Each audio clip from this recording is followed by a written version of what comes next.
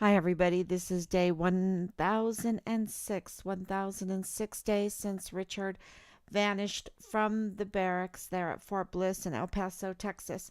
And today, we've been going over scenarios. We've been going over what the CID Quantico um, should do when they go to El Paso. I don't think we told them this, that they can depend on the CID office there at Fort Bliss. They know they can't. Um, Matter of fact, that whole office should be shaken up or recuse itself because there's a conflict of interest. Because Richard didn't just go missing 1,006 days ago. 1,006 days ago, and then we have to find out through our own investigation, since the CID on Fort Bliss with the command, Lieutenant General Sean Bernabe, made us essentially the investigators in our son's murder. And I say that with 100% confidence that he has been murdered because of because of what we've uncovered.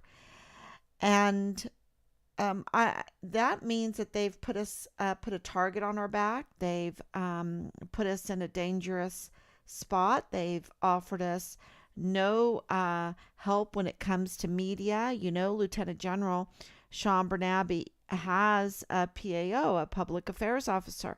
He has huge contacts with all the local media there. And he promised us that every month there would be something, a press release until Richard was found. And he couldn't even fulfill that promise. He couldn't even do that. And if you think, oh, why is she being hard on him? He, in all the meetings, the fraud, waste, and abuse, absolutely fraud, waste, and abuse of the funds of the American people, the taxes of American people, never told us once that our son was a whistleblower. Okay? Never in his press releases said Richard was the Guidon bearer. Richard was a distinguished honor graduate from basic training and AIT. And these are very, very important points. If you really want to find a missing soldier, you issue at least a press release every month. Okay? We have the unknown soldier, the tombs of the unknown soldiers, the all over the world. We have seats that we leave empty at our functions with a plate overturned and a rose, everything.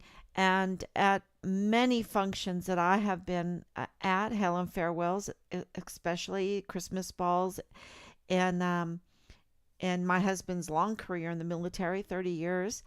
Matter of fact, I have a picture right over there. I have a couple of them of us at these functions, these special functions, and they always leave a chair for the soldier that should not be forgotten, the unforgotten soldier, the unforgotten service member.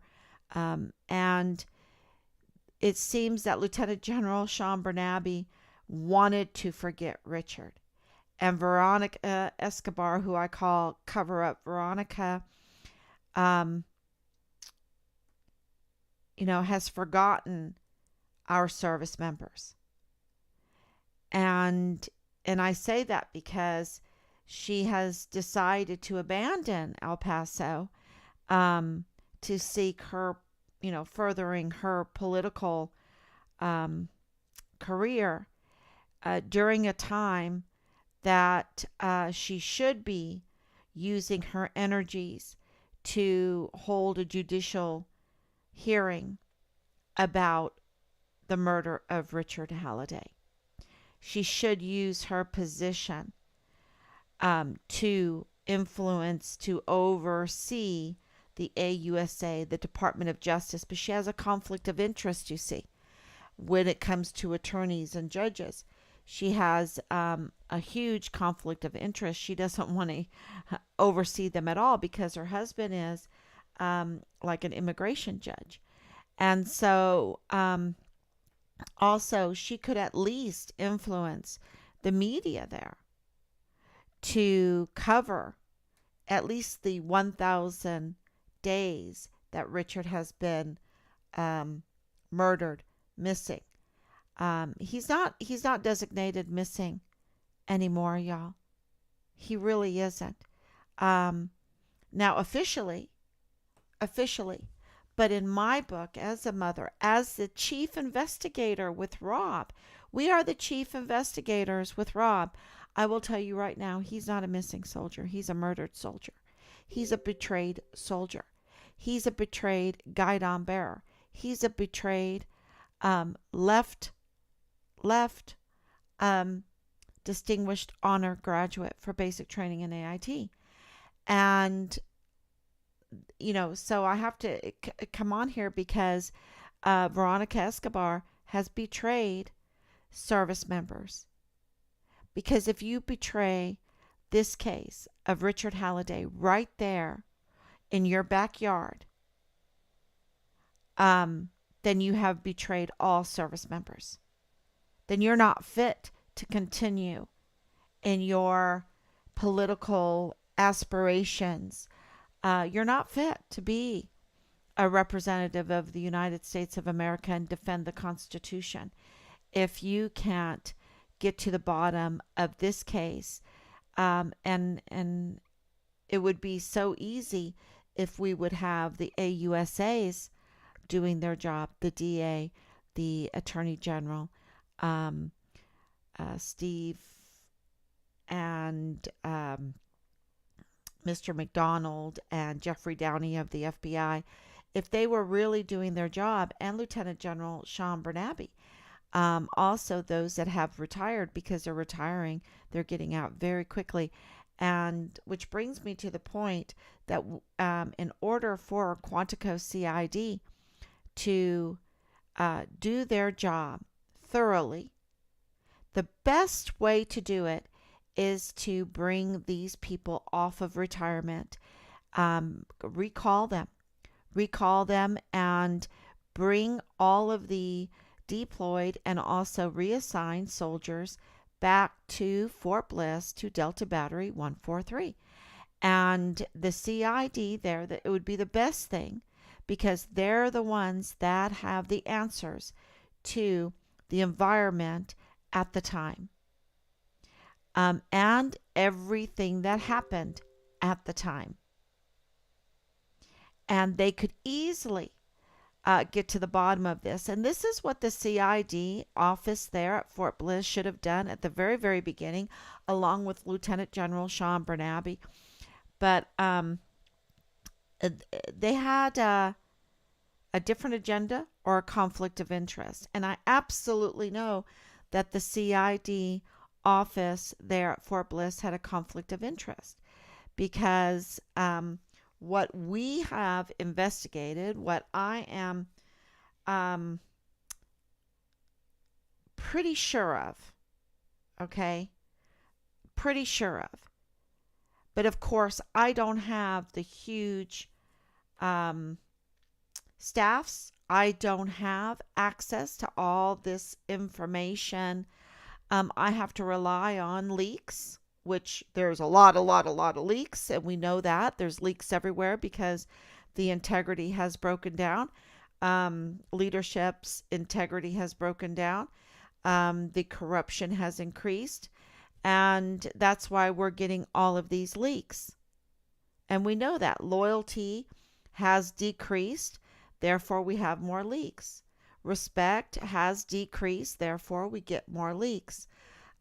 Selfless service has decreased, therefore we get more leaks. Honor has decreased, therefore we get more leaks.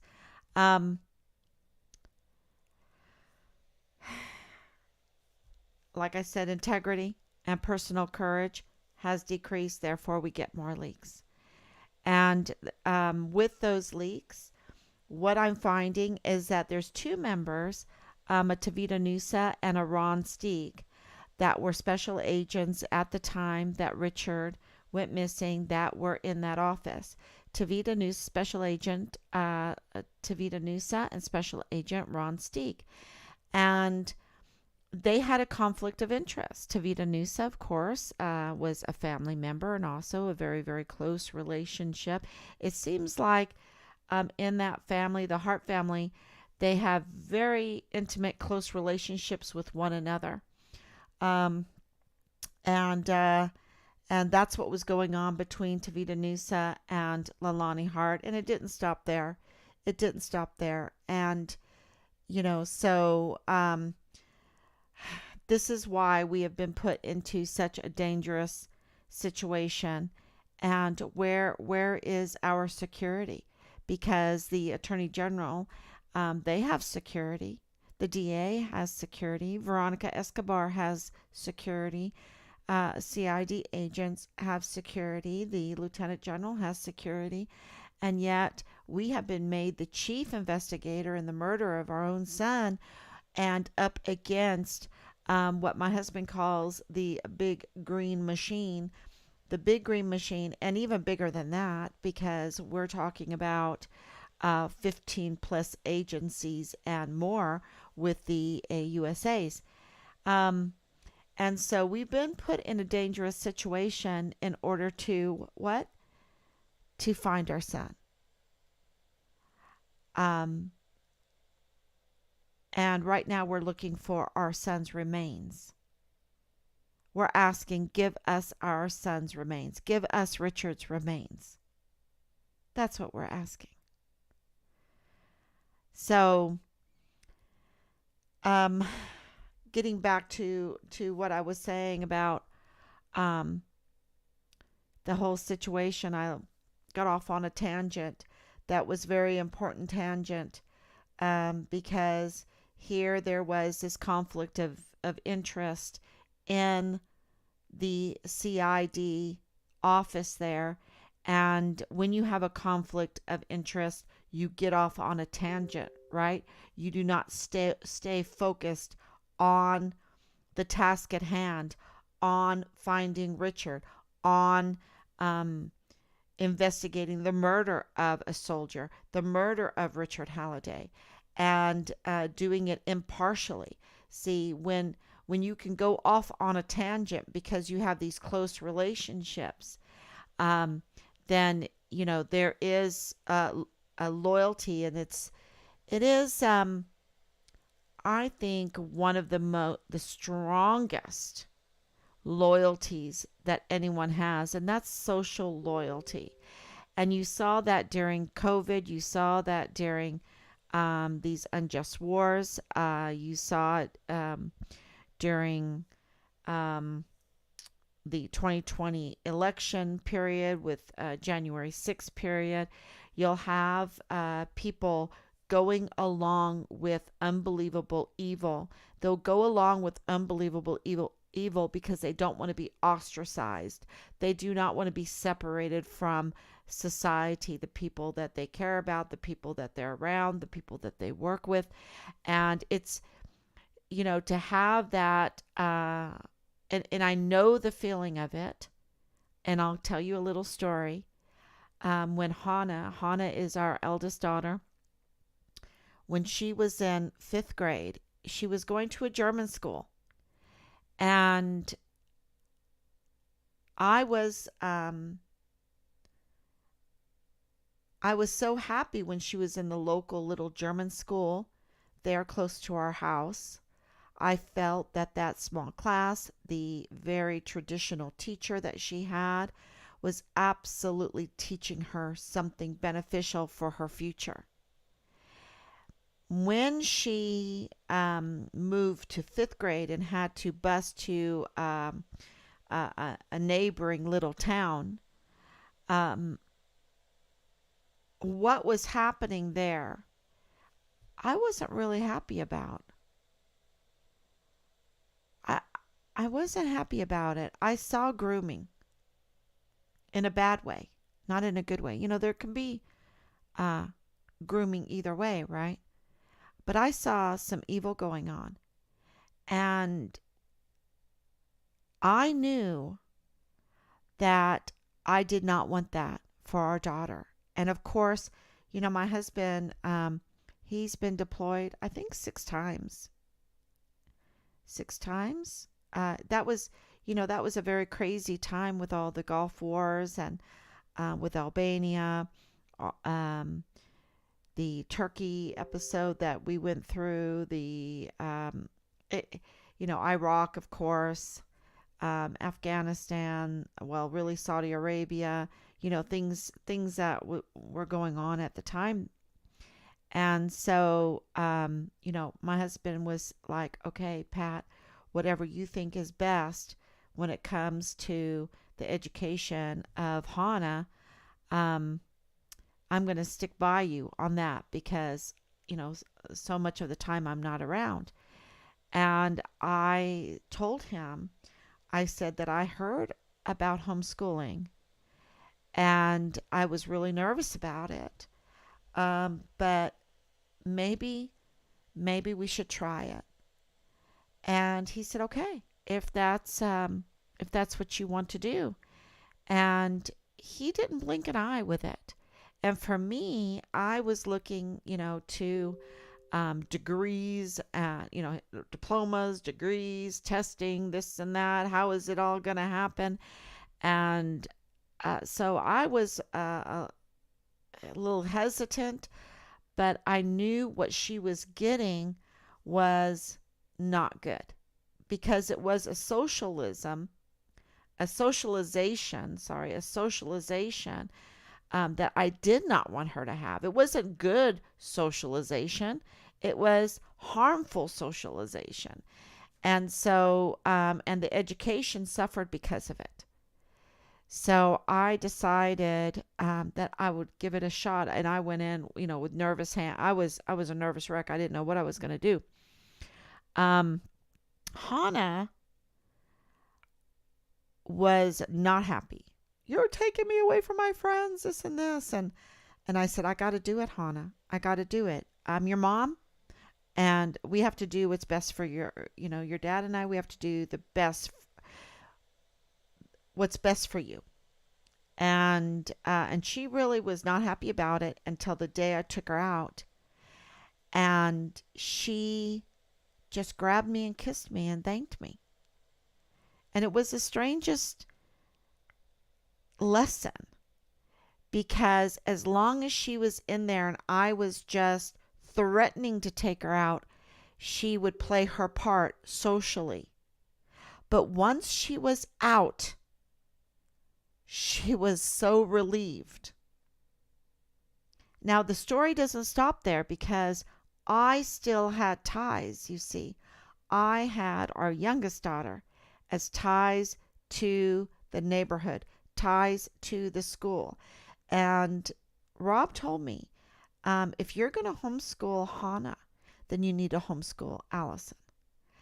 And I was like, oh my gosh, oh my gosh, my friends, my friends, my friends. It wasn't what is best for Allison, what is best for her education on the top of the list. Okay, that was in the first three, but the top of the list was severing my ties, the umbilical cord, with the school society, the socialization with the school. That was, I mean, top of the list for me. And I had to reflect on that a lot and say, why? Why is that so high in our natures? Why is that so high? And it gave me a really, really good lesson back then. And this is like a year before we adopted the boys, because once I started homeschooling, no, this is earlier because anyway, it's a long story, but once I severed the mind of thinking that I needed the approval of everyone around me in order to be happy, in order to live, in order to move forward, in order to grow. Once I severed that, um, I cannot tell you how, what an emotional release of freedom, um, that just covered over our whole family. It was amazing. And I knew from that point on that the friends that were there because they were true friends. And it was a lesson that I think has helped in this whole battle. And it has been a battle, it has been a journey, it has been a battle. It has been a structuring because we've had to structure this whole investigation. We've had to put it all together after being abandoned by um, the society that we thought was created to work for us, the agencies we thought were going to work for us. But because of that lesson years ago, we realized that, my Oma used to say, Selbst ist der Mann. Selbst ist der Mann, which means, you've got to go, you have to have that selfless um, courage, that personal courage to go on um, as a family on your own, because we are together on this. And then all of a sudden it became Team Find Richard Halliday because people came in that wanted the truth, wanted to know.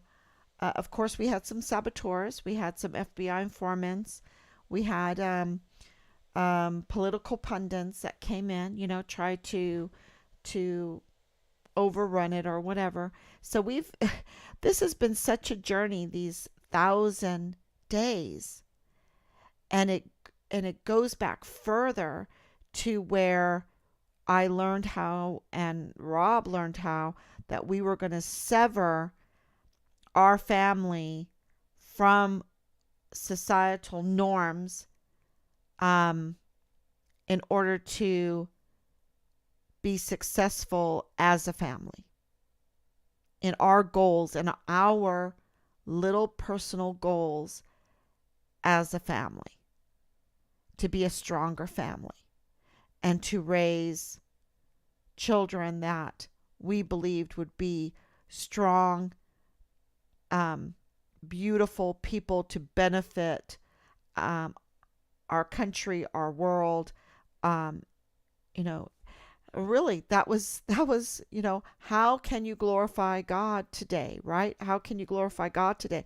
If you're doing that, you're benefiting every day your little family, your little community, your city. It could be a town, city, your country, the world. And to us, that was success. And it didn't matter what our children did. We just wanted them to be a blessing to the world. And we did not want them to be groomed in evil. We wanted them to be strong so that they could stand up against unbelievable evil. Because we're not blind, we see the unbelievable evil. And so, and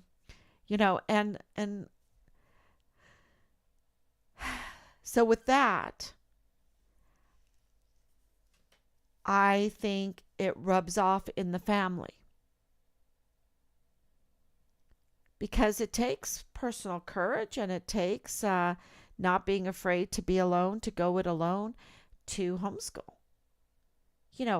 Homeschooling and homeschooling is not, oh, I'm going to have a classroom in my house, okay? You can homeschool by sending your child to a co-op or a little school that of your choosing that you have control of. It means that you have autonomy over what your child, your family, your parenthood, the curriculum of your child, that you have the freedom to adjust and to slow things down when they need to repeat a subject, and to speed things up when they're doing really well. So you're not being led, you are the leader of your child's education. And I have a lot to say on that. I have so much to say on that. I could speak for hours and hours and hours on that, because I feel like that's my calling in my life, is education for children. Um, Education, period. Not so much that I'm the smartest that I can teach, but that there should be a method, a goal that will bless, not as selfish. Because, see, if you're serving others, it tends to come back to you. Not that you expect it to come back to you, but it does. And that's what brings you happiness. If you are chasing happiness, you're not going to catch it. But if you're trying to make other people happy, if you're trying to bless other people and do something good for another person, by glorifying God and enjoying Him forever, right? That's the bottom line. Because you make other people happy by glorifying God, even if they're clawing back at you. Why are you doing that? And 5 years from now or 10 years from now, they'll maybe in the afterlife they'll finally say, "Oh yeah, thank you so much." Thank God for unanswered prayers, right? You know that song? Thank God for unanswered prayers. Um, so, in order to investigate Richard, in order to fight for Richard during the COVID madness, insanity. It was absolutely insanity. And the insanity wasn't so much the COVID. The insanity was that society was being torn apart, or being held together so tight you couldn't get through it, for panic's sake. For panic's sake. It was such an unbelievable evil, because they took how people socialize and how much they care. They care so much about each other. We care so much about each other. We don't want to hurt each other. And they use that as a psyop. You can give it to somebody else, so you can't get near them. They could be dying of thirst, but you can't let them drink out of your straw some water. I mean, you can't show them love.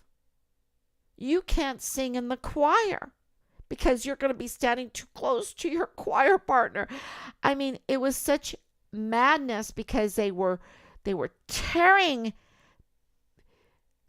people apart from each other, or they were shoving people together, saying, everyone has to lockstep it to this, and if they don't, then they're the killers. It was absolute insanity, and I hope that makes sense. I hope that makes sense, because I learned that our connections with one another are probably the most powerful force. And it makes us say things and do things that we would not normally do just because we don't want to offend the other person, or we don't want to be ostracized. We want to belong. And that is one of the most powerful forces. And that's what was being attacked. Brutally attacked. And in that, we were made the investigators of our son's murder. And in that, we found in the military, that attack was so vicious that I think it brought people mentally to a place where they would do unbelievable evil. And absolutely in Delta Battery 143,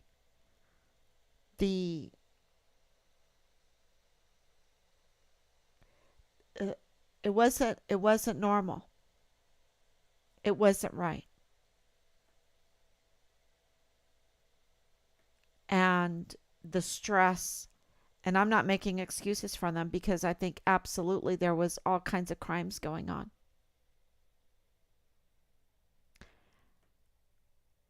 Richard, because of the way he was raised, he didn't have as hard a time severing the social connections. Whereas some people would call it disloyal. But if he saw criminal acts, and I want to point out that Richard was Guidon bearer. Not only was he the Distinguished Honor Graduate for Basic Training in AIT, when he got to his unit, he was Guidon bearer. And I have here, let's talk about that for a minute. And then we're going to put forth the scenarios that we have been working on about what happened to Richard. So as Guidon bearer, let's see if I can make this as big as I can.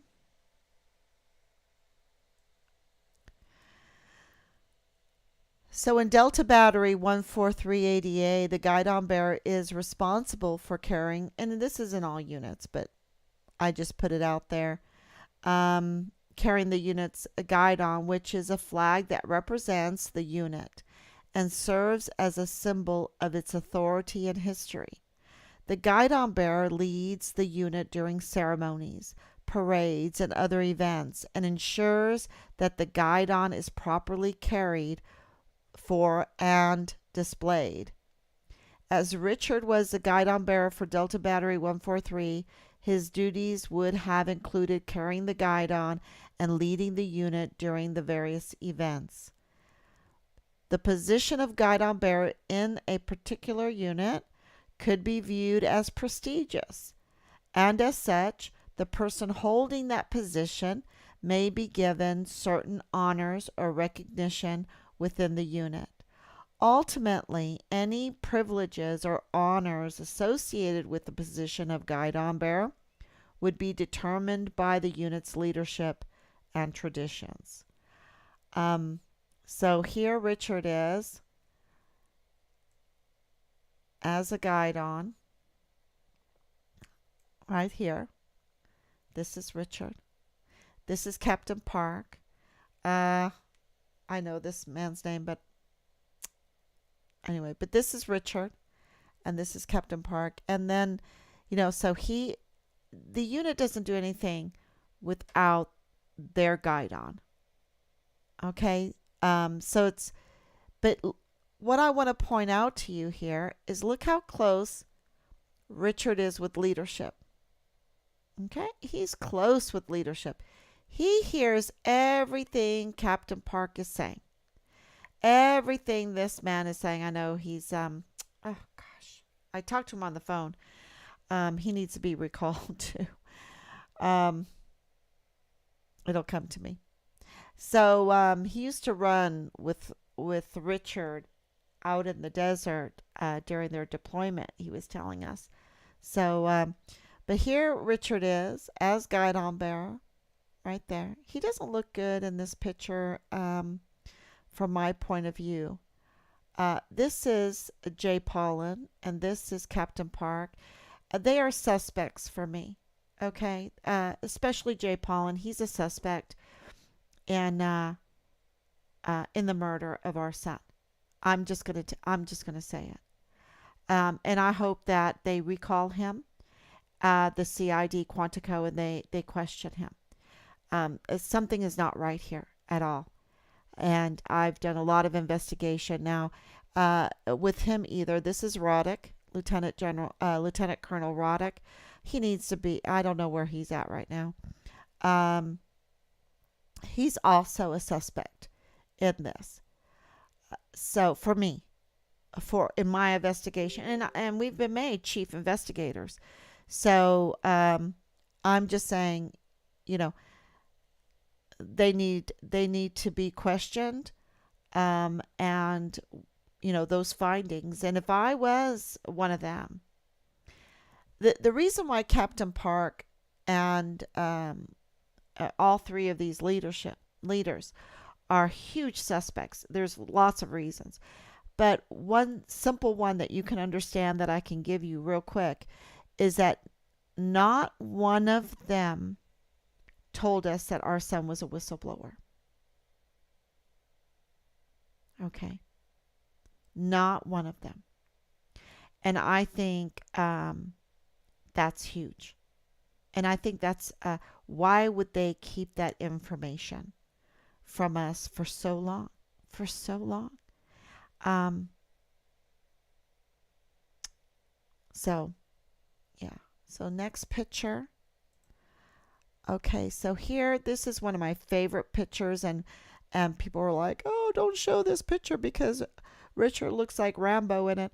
Um, yeah, I love this picture of Richard. Richard is right in the middle, and this is Captain Park, and then this right here is First Sergeant Ruggiero. He's the new, and um, yeah, he was unwilling to speak with us, so he's a suspect. Um, maybe he gave alibis. I don't know, but he's a suspect because he was unwilling to speak with us. And for that, if you're military and you hear that, I think it's absolutely shocking. We have it on record, talking to him on the phone and him saying that he was unwilling to speak with us.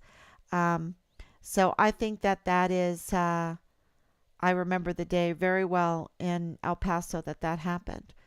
So I think that they should question First Sergeant Ruggiero also, his wife also, who was receiving leaks from the CID.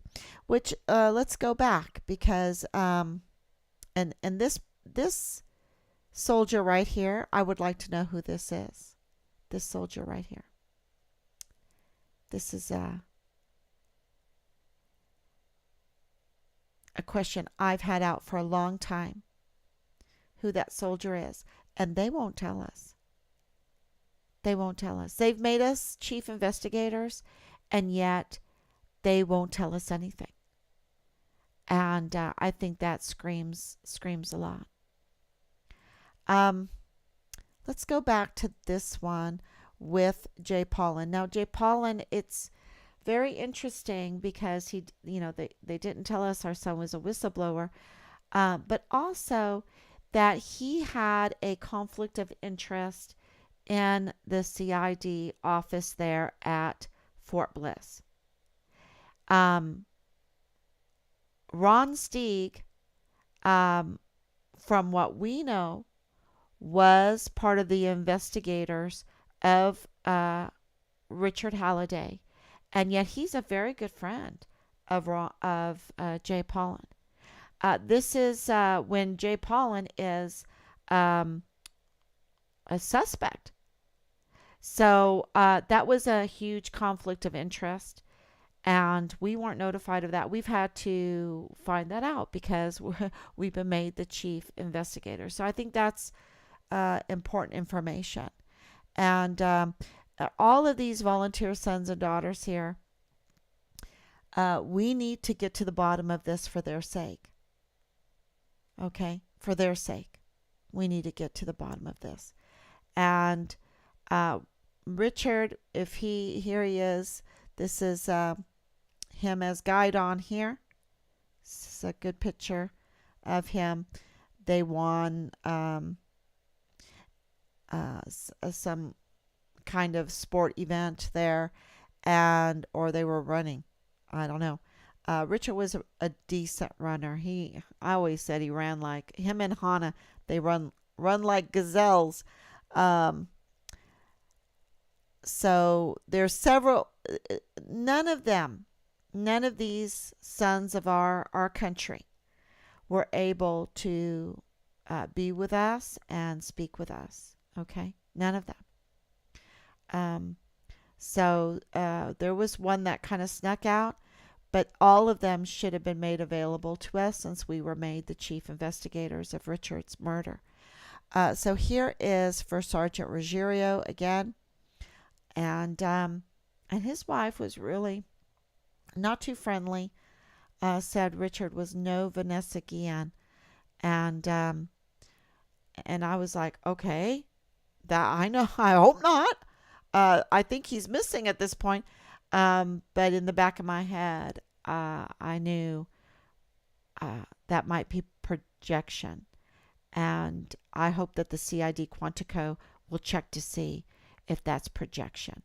Because at this point, we believe absolutely with our information that Richard was murdered, that he was cut asunder, that he was dismembered, that he was divided amongst a group, and that they put his pieces in different places in West Texas and also in Mexico.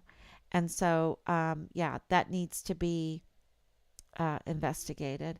And we have 3 autopsy reports that were leaked to us that claim that Richard Halliday were identified, and his partial remains were found twice, 2 different little areas there at Red Rio Range in New Mexico, part of Donna Ana, part of White Sands Missile Range, and that is the area where Delta Battery 143 would do their live fires. They knew that area very well.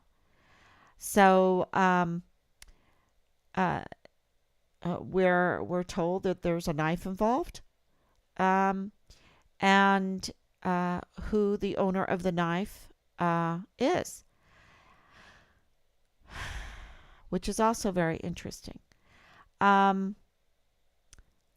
So I hope that the Quantico CID doesn't depend on the conflict of interest group there called the CID office at Fort Bliss, but that they do their independent, thorough investigation of the murder of our son, which I think has, well, we'll see.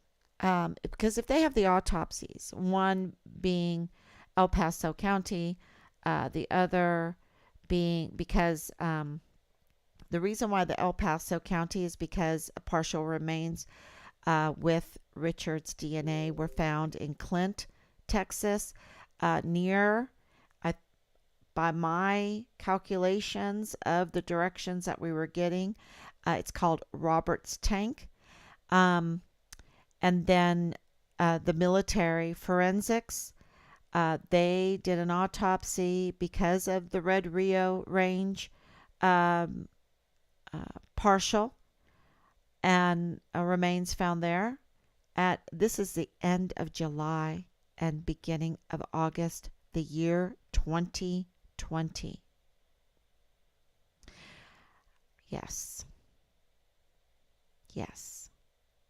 You heard me right. Finding partial remains and conducting an autopsy with a DNA analysis and dental analysis of Richard, and they did at the end of July and the beginning of August 2020, and then in October 2020. Those, and then there's an undisclosed area that is later that year in Christmas time. And what was happening at Christmas time in 2020? Lieutenant General Sean Bernabe was looking for Richard's remains at Kamal Jabbar training area right there on Fort Bliss. So all of those need to be investigated and, tell us, yes, these are real, or deny them. And I can't believe they've waited this long. They haven't denied them. And we had a meeting with the Quantico team that will be going to Fort Bliss to conduct a thorough investigation that they haven't done. They haven't touched the investigation of Richard for at least more than a year, even with the officer of the court's CID and FBI reports, and that information, we were told, never got to CID Quantico, which is interesting. Yeah. So I hope that we should all, every parent of these young men and women here, and more, all service members, and of course, this is a national security issue, so every American. And if you live in a country that depends on the United States, because we are the military for many countries around the world, then you should care too. We need to get to the bottom of this. If our leadership would go to the extent to be that unbelievably evil, to participate in the cover-up of a murder and the remains of a U.S. Army soldier, that the murder is an international murder. So they're even colluding with foreign government bodies. The consequences of that is more unbelievable evil. Okay? And we have to be brave to break that umbilical cord from the society that wants you to do unbelievable evil. You cannot lockstep with that. You cannot rub shoulders with that. You cannot be part of a society like that and expect it to be healthy,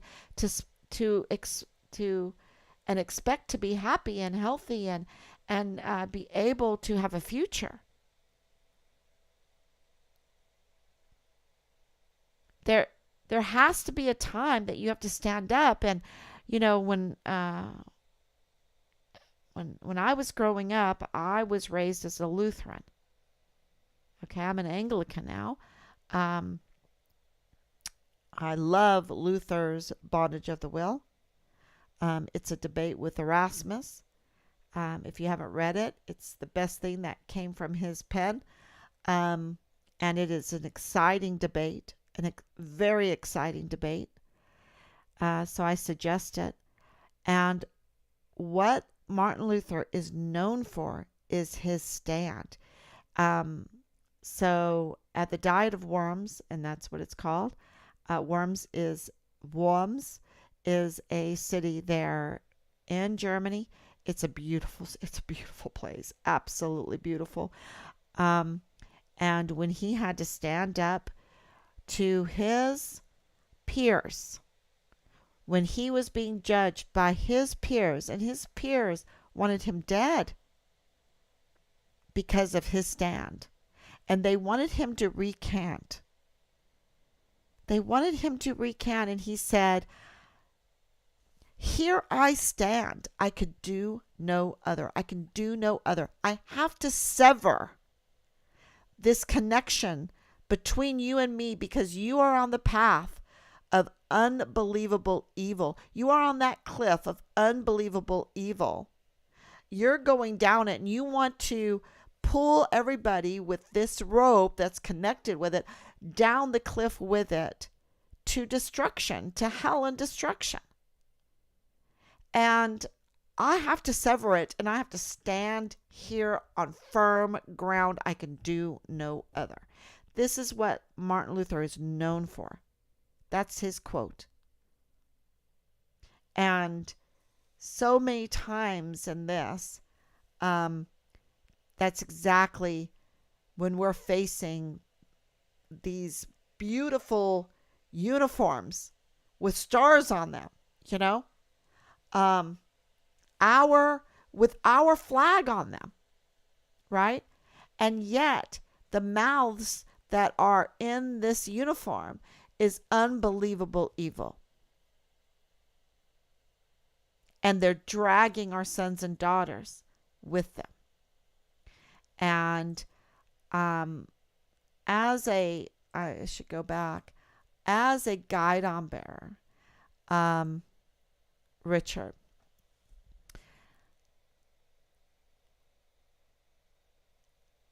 he knew that there was a limit. And the reports that we're getting is that he uncovered things that were unacceptable. And that's why he had to do the CID complaints. And, so the CID had a file for Richard, which turned him into a whistleblower for his unit. But yet the CID office there at Fort Bliss, there was a conflict of interest. They had umbilical cord connections. Tavita Nusa had a very strong connection with Leilani Hart, with Dallas Hart. And here Richard is making complaints. And I believe they were about Dallas Hart. Now, that's just an educated analysis of everything that we've investigated. But that needs to be confirmed. All of that needs to be confirmed. I'm just a mom that has been turned into the chief investigator of her son's murder. I don't have a legal education. I don't have a CID schooling or any courses, any kind of investigative certificates or degrees. And yet they turned us into the chief investigators of our son's murder without the ability to confirm or deny huge leaks, huge bits of information that has come to us.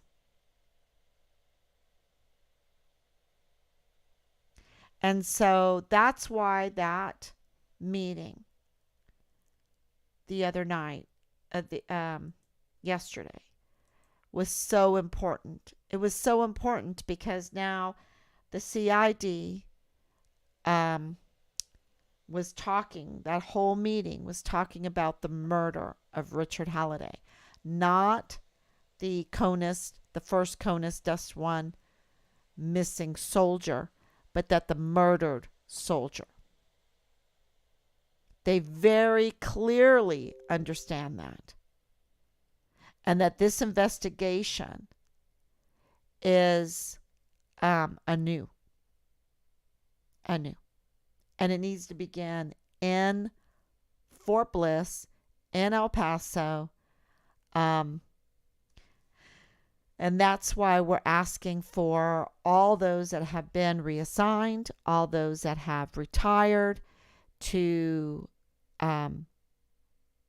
be brought back in.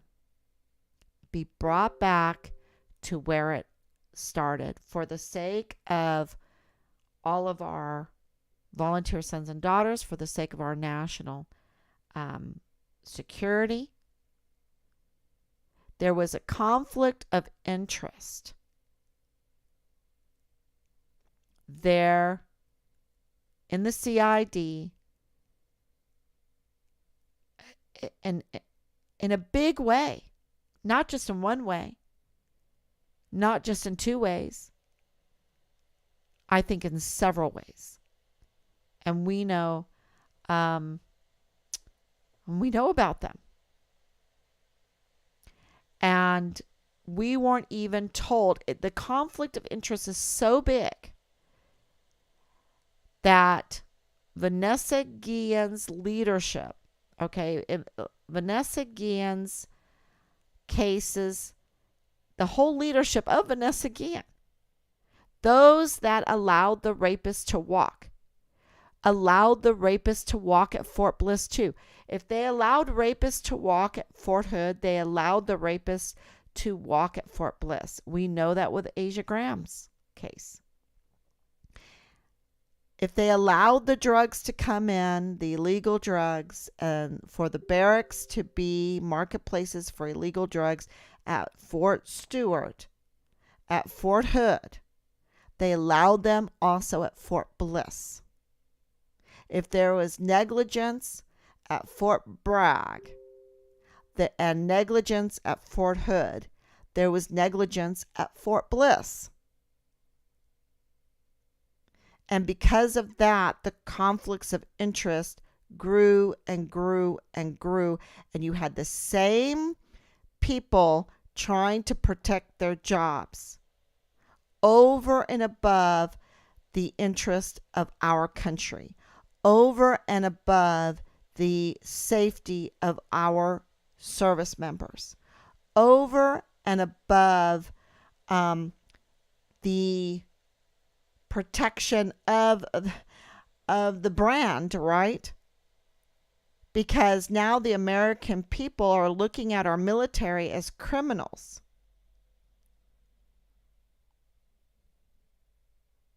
As sex groomers, as rapists, as drug dealers, as warmongers, as murderers. That once we esteemed our uniforms, our ranks, our flags sewn on the uniform. You know how many patches I've sewn on uniforms? We esteemed them. We wanted to sew them just right. We respected them. And now they are becoming a symbol of a criminal syndicate that you have to keep your children away from. And the proof of that is in the disrespect of Veronica Escobar to our service members. She doesn't even want to take an hour out to get some media together to remember Richard on the 1,000 days that Richard has been missing. Because she has no respect for our military and our sons and daughters that wear the uniform, for the uniform itself, for our national security. All of that has lost its integrity, lost its honor, lost its respect. So much so that the very representative that's supposed to be oversight to it has turned her back to it.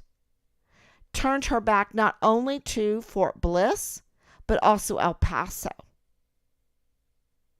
And, thought, okay, well, I'll just look after my own personal interests then.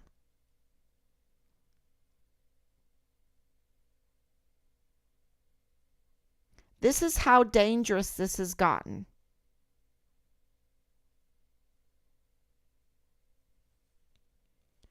And so much so that General Mealy, General McConville staged a task force by Richard Halliday.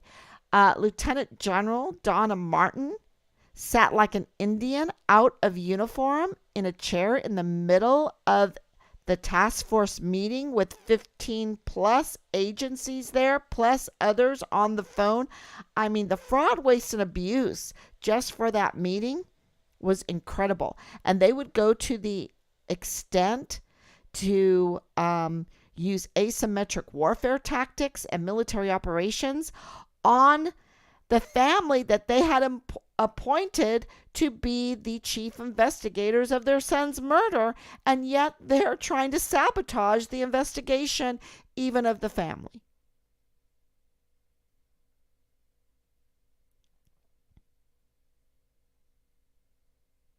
And for how did they get away with it? How did they hang on to this for so long before we finally got the leaks on the autopsy reports, the leaks on Red Rio Range, on Clint, Texas, on kilometer 29 in Mexico, on the undisclosed area? How did they do it? Because people are employed and they don't want to be ostracized. They want to feel like they belong. They don't want to sever. They will be brought into unbelievable evil instead of severing their ties with the unbelievable evil around them. And I hope that makes sense. I hope that makes sense. And it brings us down, y'all. It brings us down.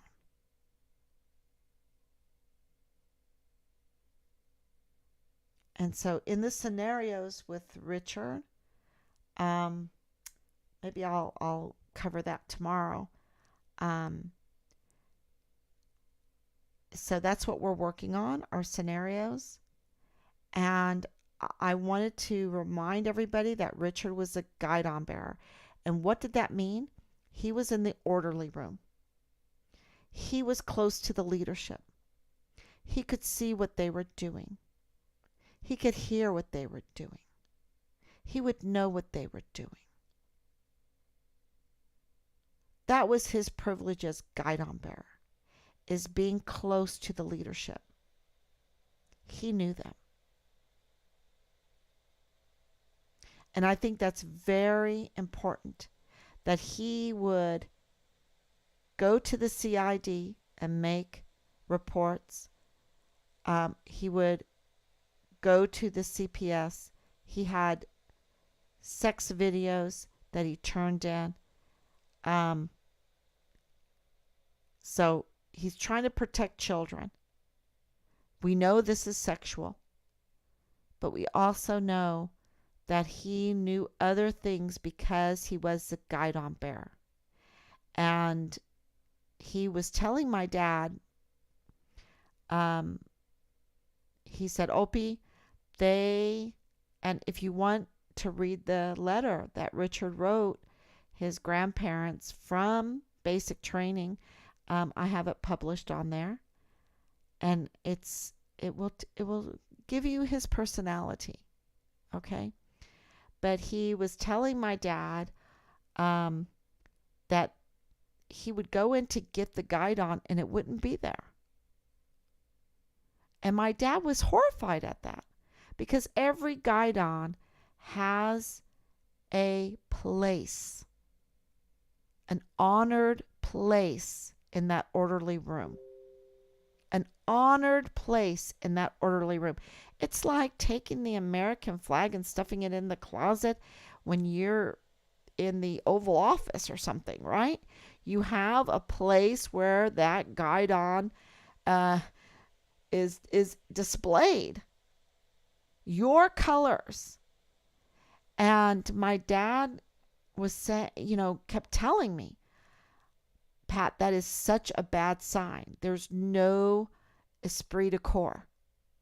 If they have no respect for their Guidon, then they have no respect for their unit, then they have no respect for their men and women in their unit. And they have no respect for the United States Army. Then they have no respect for the United States military, and they have no respect for our country. He said, if there's no esprit de corps, it's going to be criminal. The unit's going to be criminal.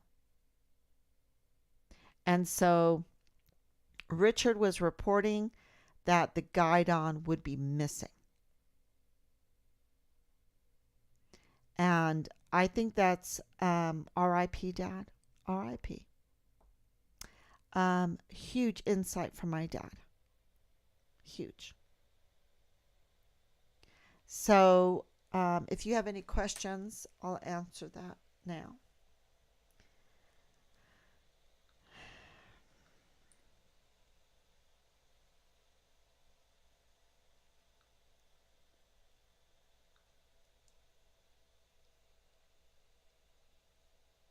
And I know it's late, y'all.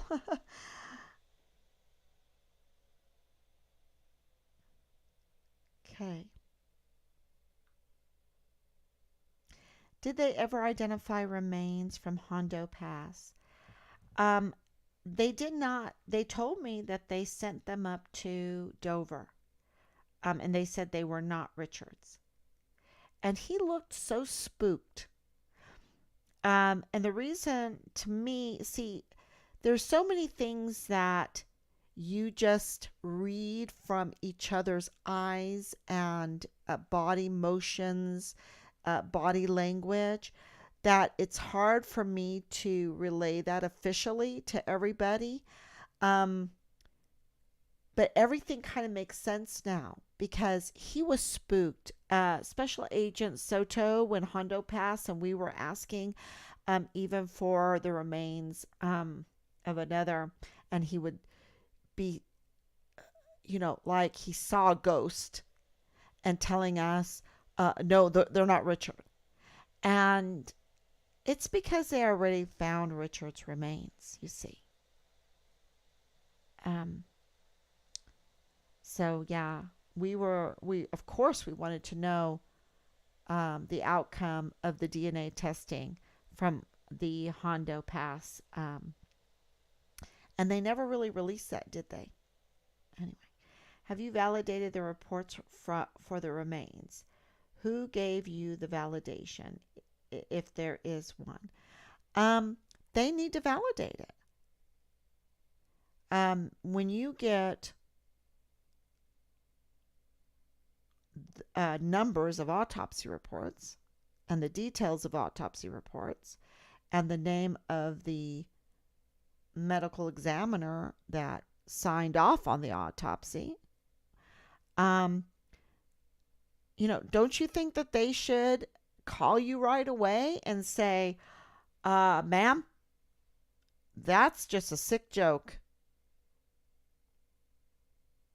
But they didn't deny it. So we'll see. We'll see.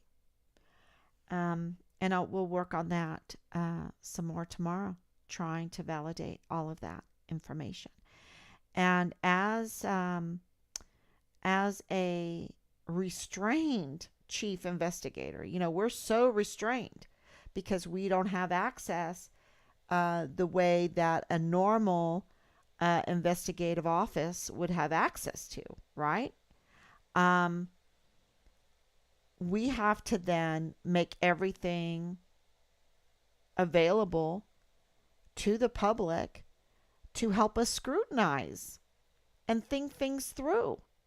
And we need everyone else's brains to help us investigate the murder of our son.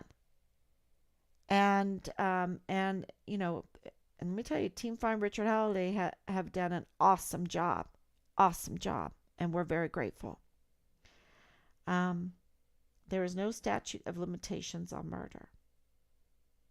Interesting. I didn't know that. Where's Veronica? A third-party agency. She stated to the public she would get to investigate Richard Halliday's disappearance. Um, the military is totally disrespected and dishonored. And she disrespects it and dishonors it. I mean, she could care less about it. And so if she doesn't care about our military, then why would she care about Richard Halliday? Okay. And that was just in the wake of Vanessa Guillen. Um, why she even came out to where we were.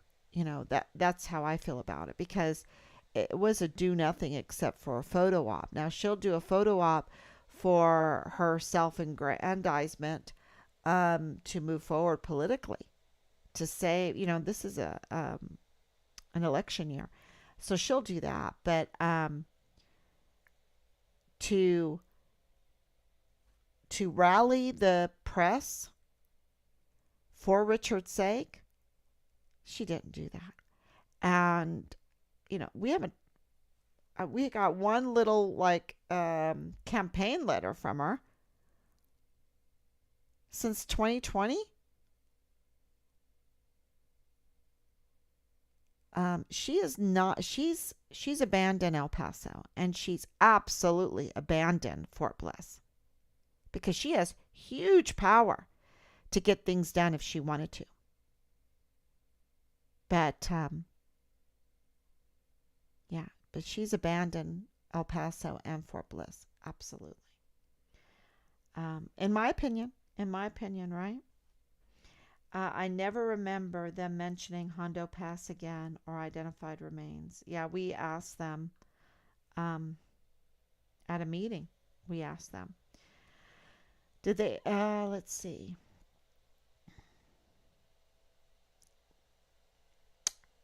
I think that's it. Thank you so much for your prayers. Marilyn, thank you so much for your prayers. Danielle, Anicia, thank you so much. Thank you for your prayers for my mom. She came through pretty good today. So far. So we need continued prayers. And thank you so much. So, okay, I do want to remind everybody we still have $150,000 for in reward for credible information into the murder of our son. That's what the bottom line is. And I'm not mincing words. I'm being totally honest with everybody. Our investigation has been as thorough as we could get it. And this is our findings that need to be validated. But if just an eighth of what we're finding is true, absolutely Richard has been murdered. And that's why, of course, CID Quantico will be going to Fort Bliss, will be going back to El Paso. And we want to make it the best that we can for them. We want to work with them. We want it to be the best. And we wanted it to be the best there in El Paso in the CID office. We did not know there was such a conflict of interest, that the ties were so tight, right? We did not know that. And we didn't know that the ties were even tighter with Fort Bliss and Fort Hood. That Richard's case was under the same leadership as what happened there at Fort Hood with Vanessa Guillen with Gregory Morales. Okay, that's the same leadership. Uh, July of 2020. Um, Vanessa Guillen's remains announced the 5th of July of 2020, and Richard being announced, going missing, and not even, there was no announcement, but to them, in their circles, it was announced, and they did the wrong thing. They did the wrong thing. They did unbelievable evil instead of good. And justice, of course, is good. So we are offering $150,000 and for credible information leading um, to finding Richard's remains, which probably are in a morgue, probably in a military morgue, um, because we absolutely at this point believe in our heart that they are hiding the remains of our son and they're not giving them to us. And so our hashtag is Give Us Richard Halliday. Give us Richard's remains. Okay, everyone. Thank you so much. God bless you. God bless you for the shares. The more that this gets out, the quicker that we will protect our country. We will protect our most valuable assets, which are our volunteer sons and daughters. And then we will restore the respect to our military. Because this will shake it up. This will shake it up, y'all. It should shake it up. Yeah. So thank you so much. I will see you tomorrow.